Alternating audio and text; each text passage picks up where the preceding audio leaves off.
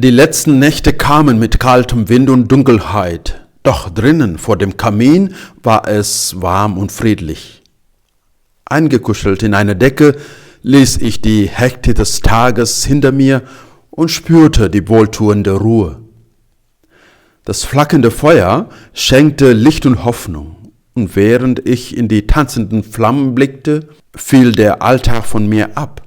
Es war, als würde das Feuer eine Geschichte erzählen, von Wärme, Geborgenheit und dem Wissen, dass selbst im Dunkel etwas leuchten kann. In alten Tagen versammelten sich die Menschen ohne moderne Annehmlichkeiten um ein Feuer, um sich zu wärmen, zu essen und Geschichten zu teilen. Dort saßen Menschen traditionell um das Flammenlicht, sprachen miteinander, lachten oder tauschten Weisheiten aus, die von Generation zu Generation weitergetragen wurden.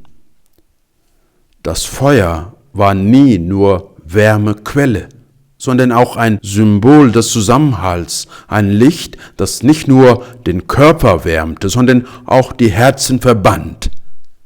Vielleicht ist das Feuer heute noch immer ein leises Zeichen dafür, wie wichtig Nähe, Gemeinschaft und das Teilen von Momenten sind, selbst in unserer modernen Welt.